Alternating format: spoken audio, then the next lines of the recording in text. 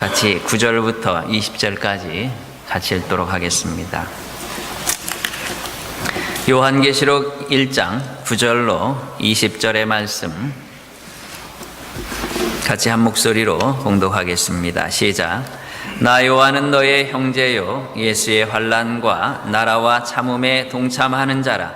하나님의 말씀과 예수의 증거를 인하여 반모라 하는 섬에 있었더니 주의 날에 내가 성령에 감동하여 내 뒤에서 나는 나팔 소리 같은 큰 음성을 들으니 가로되 너 보는 것을 책에 써서 에베소, 서머나, 버가모, 도아디라, 사데, 필라델피아, 라우디아 7 교회에 보내라 하시기로 몸을 돌이켜 나더러 말한 음성을 알아보려고 하여 돌이킬 때에 7 금 촛대를 보았는데 촛대 사이에 인자 같은 이가 발에 끌리는 옷을 입고 가슴에 금띠를 띠고 그 머리와 털의 희기가 흰 양털 같고 눈 같으며 그의 눈은 불꽃 같고 그의 발은 불미에 단련한 빛난 주석 같고 그의 음성은 많은 물소리와 같으며 그 오른손에 7 별이 있고 그 입에서 좌우에 날쌘 검이 나오고 그 얼굴은 해가 힘있게 비추는 것 같더라. 내가 볼 때에 그 발 앞에 엎드려져 죽은 자 같이 되매 그가 오른손을 내게 얹고 가라사대 두려워 말라 나는 처음이요 나중이니 곧 산자라 내가 전에 죽었었노라 볼지어다 이제 세세토록 살아있어 사망과 음부의 열쇠를 가졌노니 그러므로 내 본 것과 이제 있는 일과 장차 될 일을 기록하라. 내 본 것은 내 오른손에 7 별의 비밀과 7 금 촛대라. 7 별은 7 교회의 사자요 7 촛대는 7 교회니라. 아멘. 같이 기도하시겠습니다. 하나님 아버지 참으로 감사합니다. 이 시간도 하나님의 전에 나와 우리가 엎드려 싸우니 오늘 또 이 성경의 말씀을 통하여 우리에게 말씀하여 주시옵소서. 듣는 자는 살아나리라 말씀하셨사오니 오늘 또 우리의 심령의 문이 열려지게 하여 주시옵소서. 성령이 교회들에게 하시는 말씀을 들을지어다 말씀하셨사온데 하나님이 오늘 들을 수 있는 우리의 귀가 되게 하여 주시옵시고 이 말씀을 통하여 하늘의 음성을 듣는 시간 되게 하여 주시옵소서. 오늘 우리가 이 모든 말씀 앞에 엎드리게 하여 주시옵시고 이 말씀 앞에 순종하고 복종하는 능력의 삶으로 나타날 수 있도록 하나님 복내려 주시옵소서. 부족한 자를 붙잡으시고 이 시간도 하나님의 말씀의 능력을 드러내시며 그 말씀의 기이함과 그 말씀의 위대함을 나타내 주시옵소서. 감사하옵고 예수님의 이름으로 기도하옵나이다. 아멘. 우리 서로 돌아보며 인사하겠습니다. 감사합니다. 사랑합니다. 인사하겠습니다.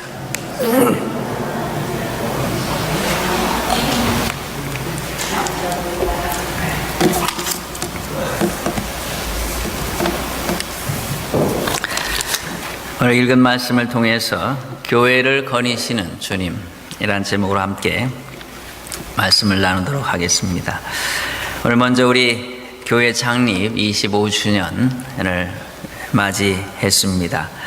우리가 이 창립 25주년을 맞이해서 생일날이니까 우리가 서로 축하하는 그러한 마음을 갖고 또 저도 여러분에게 교회를 또 지키고 또 함께 했던 모든 분들에게 축하의 말씀을 드리고 또 지금까지 인도해 오신 하나님의 놀라우신 은혜에 다시 한번 감사를 드립니다. 생일이라고 하는 것, 그것을 우리가 생각해 본다면 이 땅에 태어나서 새로운 인생을 시작하는 그러한 날이라고 볼 수 있습니다. 우리에게 지금까지 많은 날들이 그러한 생일들이 아마 있었을 것입니다. 그러나 정작 내 인생에 가장 중요하고 그리고 의미 있는 그러한 생일이 무엇일까? 그것은 바로 하나님을 위하여 새롭게 태어나는 날입니다. 이제는 나를 위한 것이 아니라 오직 하나님의 교회와 하나님의 나라와 그리고 우리 주님을 위해서 살아가기로 다짐하고 그리고 새롭게 출발하는 날, 그것이 그의 진정한 생일일 것입니다. 루터도 그러했고 칼빈도 그러했습니다. 그들에게 있어서 새롭게 태어난 날이 있었습니다. 지금까지 살아오던 그 모든 삶들을 청산하고 이제는 주님의 교회와 나라를 위해서, 그리고 그리스도의 복음을 위해서 생명을 걸고 그의 인생을 투자하기로 결정된 날들, 바로 그것이 위대한 하나님의 사람들에게 동일하게 있었습니다. 저는 그날들이 바로 그들에게 있어서 진정한 생일이라고 생각합니다. 그날이 첫 돌이다라고 생각합니다. 우리가 많은 인생을 살아왔다 하더라도, 그러나 정작 우리가 하나님을 위해서 돌아서기로, 하나님을 위하여 살기로 그렇게 새롭게 태어나지 않는다면 우린 여전히 미숙아요, 여전히 그렇게 어린 아이에 불과할 것입니다. 우리가 창립 25주년을 맞이해서 바라기는 오늘 우리 하나님의 교회가 이제 진정한 생일을 시작하기를 원합니다. 새로운 출발이 우리에게 있어야 할 것입니다. 그래서 오늘 저는 요한계시록의 이 말씀 1장 9절 이하의 이 말씀을 우리가 살펴보고자 합니다.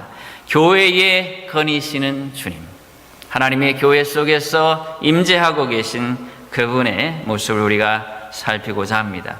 어느 교회 가면 꼭 이렇게 짝수, 홀수로 의자를 앞에 이렇게 놓는 교회가 있다고 그래요. 강대상에.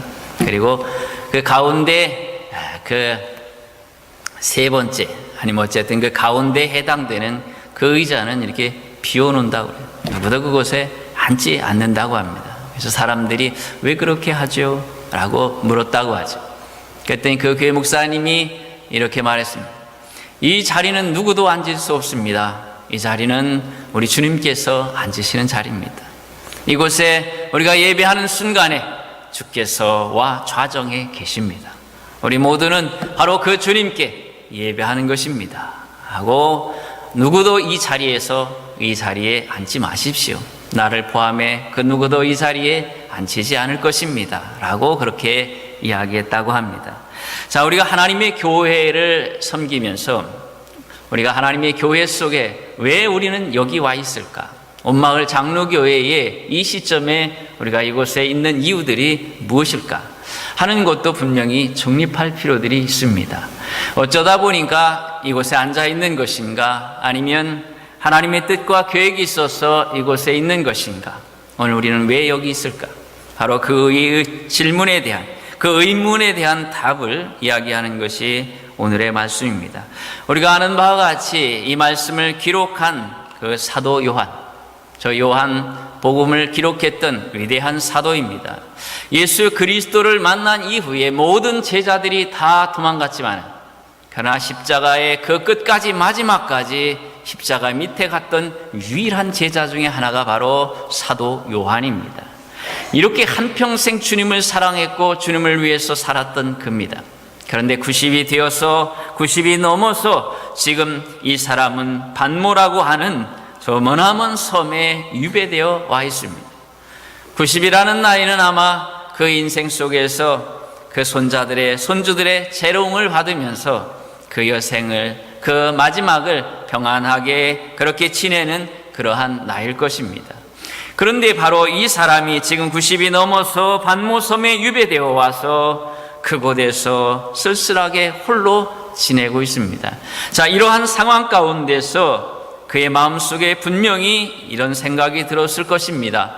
나는 이 나이에 왜 여기 와 있는가? 한평생 내가 주를 위하여 살았고 주를 위해서 저 십자가 밑에까지 모든 제자들이 죽음이 두려워 다 도망갔던 그때도 나는 예수님의 십자가 밑에 있었다.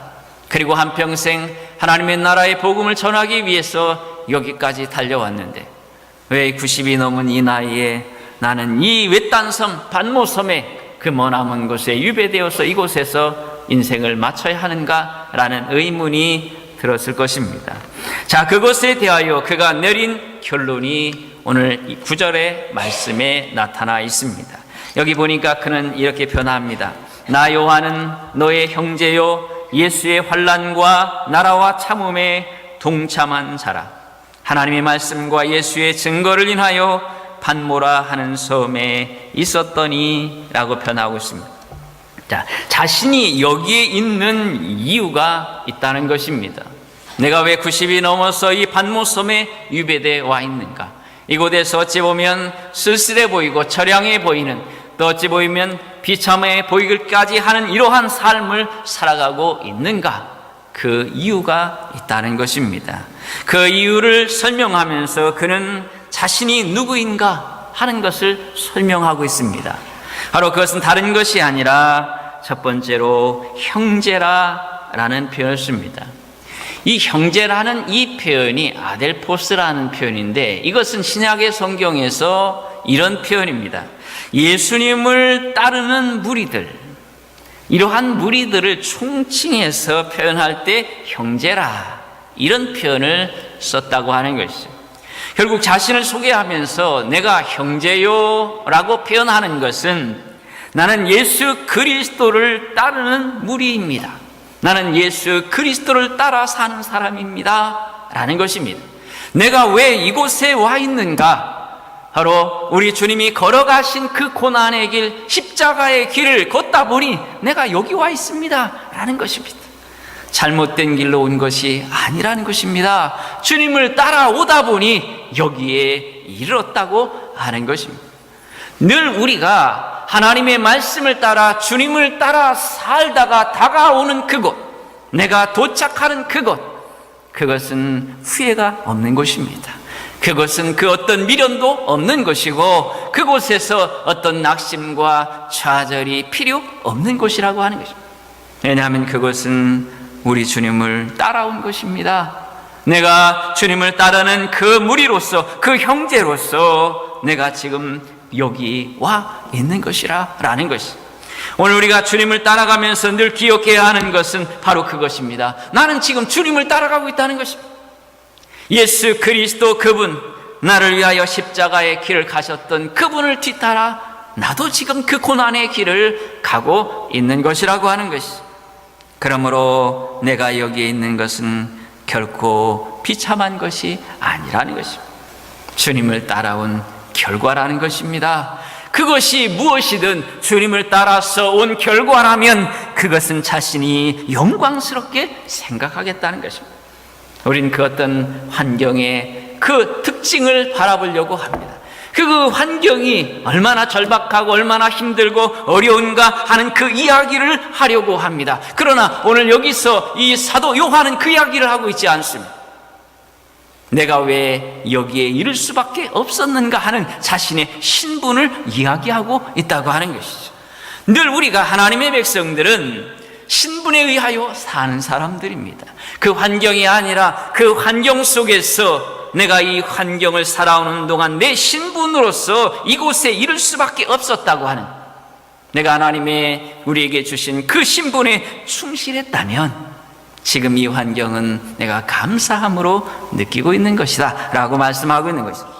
또 더불어서 예수의 환난과 나라와 그 참음에 동참한 자라라고 표현하고 있습니다.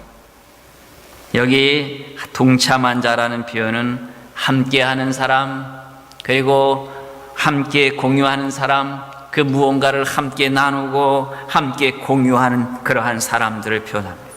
자, 우리는 무언가 함께 나누기 위해 여기 있다는 것입니다. 사도 요한이 말하는 것입니다. 내가 왜 여기 있는가? 그것은 뭔가를 함께 나누기 위해서라는 것입니다. 그 무엇이 무엇이냐는 것이죠. 그것은 첫 번째로 환난이요, 그리고 두 번째는 나라요, 세 번째는 참음입니다. 환난은 예수 그리스도를 따를 때 겪는 어려움들입니다. 늘 전제가 필요합니다. 주님의 가신 그 길은 십자가의 길이라고 하는 것이죠. 한국 교회가 대단히 잘못되어 있어요. 많은 부분에서 마치 복을 위하여 가는 교회로 그렇게 전락하거든. 기복 종교로 전락하거든. 기복 종교는 그것은 이방의 종교의 특징입니다. 주님의 그 교회의 특징이 아니라고 하는 것이죠. 주님의 교회는 주님을 따라가면서 주님께서 당하신 그 환난을 함께 공유하는 것입니다. 그것을 느끼는 것입니다. 그것을 함께 나누는 것이죠. 하나님의 교회는 함께 나와서 우리 모두가 그리스도를 섬기면서 겪는 모든 고난들을 함께 공유하는 사람들이란 말이죠. 서로 그것들을 나누는 것이 아니라 서로 함께 그것을 공유하는 그러한 사람들. 나는 지금 예수님의 환난에 함께 공유하고 있습니다. 그것을 함께 나누고 있습니다. 그리고 그 나라라고 말씀합니다. 그 나라라고 하는 것은 주님께서 처음 이 땅에 오셨을 때부터 앞으로 다시 오실 때까지 아직 완성되지 아니하는 그러한 하나님의 나라의 통치를 말합니다. 이 시간도 주님께서 우리를 통치하시는 것입니다. 내가 세상 끝날까지 너희와 함께 있으리라 말씀하신 이 말씀이 거짓말이 아니라면 오늘 이 순간도 주님은 우리와 함께 하시는, 내가 가면 보혜사 성령을 너에게 보리니 그가 너를 지도하시리라. 이 지도가 통치한다는 말입니다. 성령을 통해서 오늘 우리를 통치하고 계십니다. 왜 이 시간 우리가 주님 앞에 왔습니까? 목사 얼굴 보러 온 것 아닐 것입니다. 누구 눈치를 보기 위해서 온 것이 아니라 바로 우리 주님을 보기 위하여 주님의 마음이, 주님의 말씀이 우리 안에 역사하기 때문에, 내가 교회 가지 아니하고는 견딜 수 없도록 내 마음속에서 통치하시기 때문에, 명령하시기 때문에 우리가 이 시간 주님 앞에 나와서 예배를 엎드리고 예배하는 것입니다. 우리는 그렇게 살아갈 것입니다. 그 어떤 환경 속에서도 주님의 통치가 미치는 얼마나 행복한지 몰라요. 어느 곳에 있어도, 어떤 위험에 있어도 그곳에 주님의 통치가 미친다는 것입니다. 미국의 많은 사람들이 나라를 위해서 죽을 때 사람들은 영웅이라고 말합니다. 그래서 그 미국을 위하여 살았을 때에, 그리고 죽어갔을 때에 그들의 뼈 하나라도 찾아오기 위해서 온 노력을 다 하는 것이고, 그리고 결국은 찾아서 성조기로 그 위를 덮고 그리고 데려오는 것이죠. 그 모습을 보면서 많은 사람들은 그 생각을 합니다. 아, 미국이란 나라에 내가 백성이구나. 이 나라가 결코 그 나라를 위하여 충성하고 헌신한 자들을 외면하지 아니하고 결국은 끝까지, 지구 끝까지 가서라도 찾아오는, 그리고 지키고 보호하는 나라구나 라는 그 자부심을 갖게 되는 것과 같이, 하나님의 통치가 우리가 있는 어느 곳에까지 미칠 것입니다. 그분이 주를 위하여, 그를 위하여 수고하는 그 모든 자들을 외면하지 아니하시고 버리지 아니하시고 그가 어디 있든지 찾아오실 것이고 만나실 것이라고 하는 것입니다. 그러므로 마지막에 남은 참음이라는 것이 하나님의 역사를 기다리는 것입니다. 힘들고 어려워도 그 환난 속에 있을지라도 하나님의 통치를, 주님의 통치를 받고 있기 때문에 주께서 찾아오실 것이라는 것입니다. 주께서 임하실 것이라고 하는 것입니다. 그러므로 하나님의 역사를 기다리는 자라라고 말씀하고 있습니다. 오늘 여러분이요, 우리가 주님을 섬기면서 아무리 힘들고 어려운 그 환경이 있을지라도 걱정하고 무너질 필요 없습니다. 주께서 자신을 위하여 죽어가는 자들을 외면하지 않으신다. 그리고 그분께서 찾아오실 것. 이제 뒤에 마지막에 그 말씀들을 우리가 언급할 것입니다. 오늘 바로 우리는 환난과 나라와 그 참음에 동참하는 자들입니다. 힘들고 어려운 것이 문제가 아니라 바로 그 힘듦과 어려움과 그 모든 것들이 주님을 위한 것이기 때문에 오늘 우리가 그 길을 능히 걸어갈 수 있는 것이고, 또 걸어가야 되는 이유가 바로 여기에 있는 것이다라고 하는 것입니다. 누가 보아도 처량한 모습이지만 그가 본 것은 그가 서 있는 환경이 아니라 자신의 신분을 본 것입니다. 여러분들이요, 환경을 보지 말아요. 그것은 언제나 변하는 것입니다. 그것이 아니라 내가 보는 것은 나의 신분입니다. 하나님의 자녀로서 주님을 따라가는 그 신분, 언제나 변함없이 그것이 십자가의 밑이든 그것이 판모섬이든지 어디든지 가야 하는 나의 신분. 우리 찬송가도 있잖아요. 주님 부르시면 어느 곳이든지 가오리다 라고 말했던 그 찬송의 가사와 같이 나는 왜 여기 서 있는가? 내 신분 때문에 서 있는 것입니다. 내 신분 때문에 그렇게 오늘 우리는 그렇게 함께 이곳에 서 있는 것입니다. 우리가 우리의 신분을 바라봐야 하고, 그리고 그 환경에 서 있는 이유를 바라봐야 합니다. 그 환경에 집착하지 말고 내가 이곳에 왜 서 있는지 그 이유를 바라보는 것입니다. 그러면 여러분, 더 구체적으로 오늘 이 판모섬에 서 있게 된 이유를 설명하고 있습니다. 그것은 바로 주님을 전하기 위해서 하나님의 말씀과 주에 대한 것을 증거하다가 이렇게 되었다라고 말씀하고 있습니다. 그러므로 오늘 그는 능히 이곳에서 참으며 주님의 역사를 기다리겠다라고 말하고 있는 것입니다. 주님께서 내게 역사하실 것을 기다리겠다라고 말씀하고 있는 거예요. 오늘 우리 창립 25주년을 우리가 맞이하면서 여러분, 어떠한 상황이 오더라도 앞으로 낙심하지 마십시오. 어떠한 상황이 오더라도 흔들리지 마십시오. 그것은 우리가 주님을 향하여 가는 길에 필연적으로 다가올 수 있는 것들입니다. 결국 내가 신분에 굳건히 서면 되는 것입니다. 그리고 그러면 하나님의 역사가 우리 앞에 다가올 것입니다. 오늘 우리는 오히려 이러한 모든 상황 속에서 하나님의 역사를 기다리십시다. 하나님이여, 하나님의 교회를 위하여 행하실 일을 우리는 기다리고 있습니다.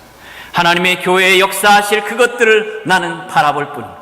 그것만이 나의 관심이요, 그것만이 나의 전부입니다. 다른 것들은 내게 중요하지 않습니다. 하나님, 오늘 오직 그것만을 기다리고 있습니다. 하나님께서 역사하여 주시옵소서. 그러한 하나님의 역사를 기다리는 여러분 되시기를 주의 이름으로 축원합니다. 두 번째로 우리 주 요한은 주의 날에 성령에 사로잡히게 되었다라고 10절에서 말씀하죠. 내가 주의 날에 성령 안에 있게 되었다. 그리고 내가 내 뒤에서 나팔 같은 큰 음성을 들었다라고 말씀. 주의 날은 주일날 일요일입니다. 바로 이 주일날에 요한이 성령에 크게 감동되었습니다. 성령에 사로잡혔습니다. 그래서 그 사로잡힘과 동시에 나팔 소리 같은 큰 음성을 들었다라고 말씀하고 있습니다. 이 큰 나팔 소리와 같은 큰 음성은 거부할 수 없는 우리 주님의 음성을 보여줍니다.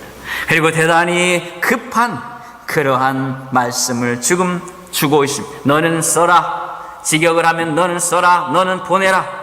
문법적으로 보면 대단히 긴급하고 아주 특별한 것을 말할 때에 사용하는 그러한 문법입니다.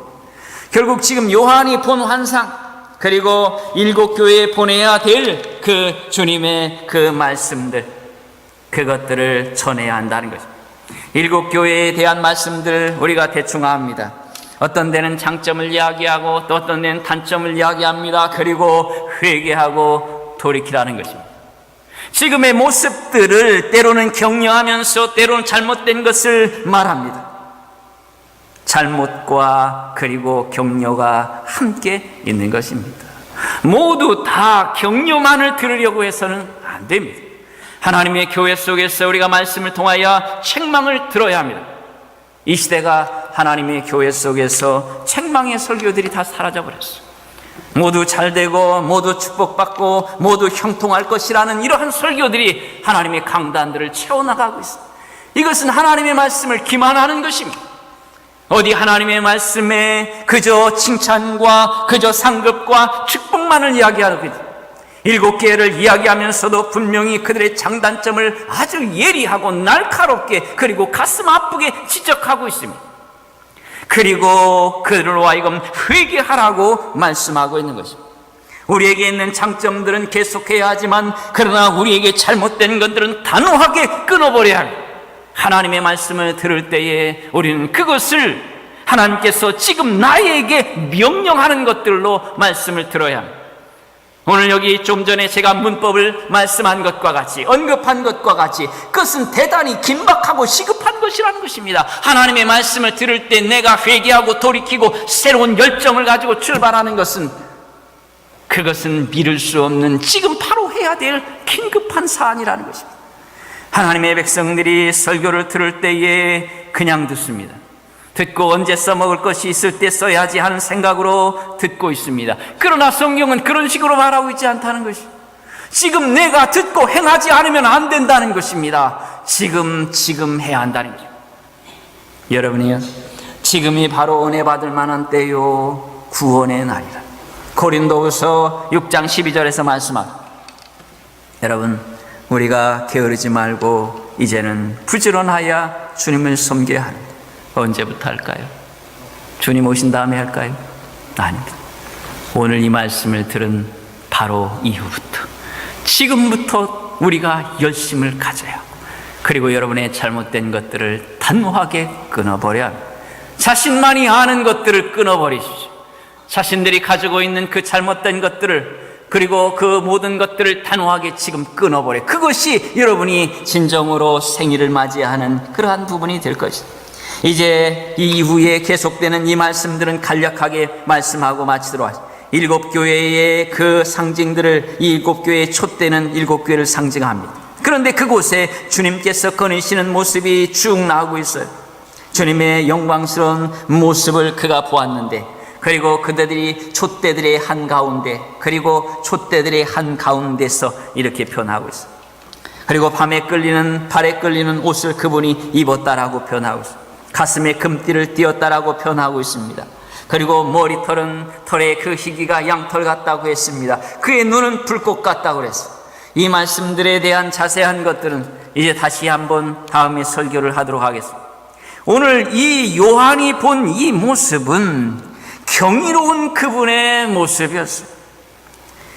15절의 이 말씀만 좀 설명한다면 이러합니다. 그의 음성은 많은 물소리 같으며, 이 표현은 이렇게 생각하면 딱 맞습니다.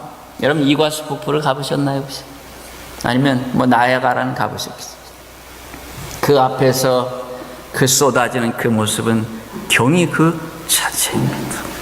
오늘 이 말씀은 마치 이 경이로운 폭포가 쏟아지는 엄청난 폭음과 소리와 그 웅장한 모습으로 쏟아지는 폭포의 모습을 연상시키는 모습이라고 하는 것입니다. 그 앞에 감히 압도되어서 그 앞에서 그 두려움에 사로잡힐 수밖에 없는 바로 그런 모습. 오늘 여러분 그분의 모습이, 그러한 분이 오늘 하나님의 교회를 거니시고 계십니다. 한가운데로, 원문에 보면 한가운데로 신하시며 라고 표현하고 있습니다. 일곱 교회가 이렇게 있어요. 근데 주님께서 그 가운데를 쭉 지나가셨다는, 하나님의 교회의 모든 교회들 속에 주께서 거니시는 것입니다. 오늘 우리가 하나님의 교회를 생각하면서 두 가지를 생각해야 합니다. 하나님의 교회에 어미하신 주님께서 거니심으로 모두 다 그 앞에 엎드려야 합니다. 누구도 방자하게 행동해서는 안 됩니다. 하나님의 교회 앞에 주님만이 왕이시오, 그분만이 모든 왕의 왕이십니다. 우리가 하나님의 교회 속에서 그러므로 하나님의 교회의 나라와 그 법과 그 모든 것 앞에 엎드리며 나가야 하고, 그 누구도, 그 어떤 사람도 하나님의 교회에서 큰 소리를 내거나 하나님의 교회에서 싸우거나 이런 것을 해서는 안 됩니다. 하나님의 교회 안에 이러한 모습들은 결단코 용납돼서는 안 되는 것입니다. 그것은 왕의 오늘 여기 표현되는 이 말씀들에 표현되는 이 경이로운 주님의 그 존재를 무시하는 참으로 방자한 일이 아닐 수 없다고 하는 것입니다. 오늘 우리 교회는 이러한 것들을 단호하게 그것에 대하여 징벌할 것입니다. 왜냐하면 저는 하나님의 교회를 모욕하는 것은 용납하지 않을 것입니다. 하나님의 교회는 그 어떤 사람도 다 엎드려야 합니다. 여기 있는 목사도 엎드리고 우리 모두가 다 엎드려서 오직 하나님의 말씀 앞에 따라가야 하는 그러한 교회죠. 더불어서 오늘 이러한 놀라운 주님이 계시다고 하는 것은 그분께서 우리 교회를 지키실 것이라는 것입니다. 그 무엇도, 그 어떤 것도 우리를 해할 수 없을 것입니다. 그러므로 여러분 하나님의 교회를 생각하면서 우리가 담대함으로 나가야 합니다. 말씀을 따라 그 무엇도 두려워하지 말고 나가면 되는 것입니다. 주께서 친히 지키시고 인도하실 것입니다. 이제 그 마지막에 이런 말씀이 이제 나타나고 있습니다. 내가 볼 때 그 발 앞에 엎드려 죽은 자같이 되매. 오늘 이 말씀만 하고 마치고자 합니다. 이 말씀을 직역하면 이러합니다. 내가 그분을 보았을 때 내가 그분의 발을 향하여 죽은 것처럼 쓰러졌다. 그가 그 오른손을 내게 얹고라고, 내 몸 위에 그의 손을 두셨다라고 말씀합니다. 오늘 여러분 주님을 위해서 한평생 살았던 이 노인, 이 사도 요한, 주께서 그에게 찾아오셨습니다. 그 찾아오신 모습을 보았을 때 그는 쓰러지고 말았습니다. 이렇게 어미하신 분인지 몰랐어. 이렇게 경이로운 분이신지 몰랐어. 우리가 섬기는 그분이, 교회에 계신 분이 그렇게 경이롭고 놀라운지 몰랐어. 그는 그분을 보았을 때 그냥 기절해버렸다라는 표현입니다. 오늘 바로 하나님의 교회에 거니시는 분이 바로 그런 분이십니다. 그런데 여러분, 그분이 그가 오른손을, 그분의 손을 내 몸 위에 두셨다. 그분이 요한을 감싸하는 것입니다. 주님을 위해 수고할 때 여러분, 주님의 이 손이 여러분을 감싸할 것입니다. 목사의 위로도 그 누구의 위로도 사실은 중요하지 않습니다. 오직 주님께서 진정으로 진심으로 하나님의 교회를 위하여 수고하고 힘쓰고 했습니다. 그분이 여러분을 찾아오셔서 감싸 안으실 것입니다. 그거면 족하지 않겠습니까? 그거면 다 되는 것이 아니겠습니까? 우리 모두가 그래서 이 주님만 바라보고 가자는 겁니다. 다른 거 보지 말고 주님만 바라보고 하나님의 교회를 위해 충성과 관심을 다하는 여러분 되시기를 주의 이름으로 축원합니다. 아멘.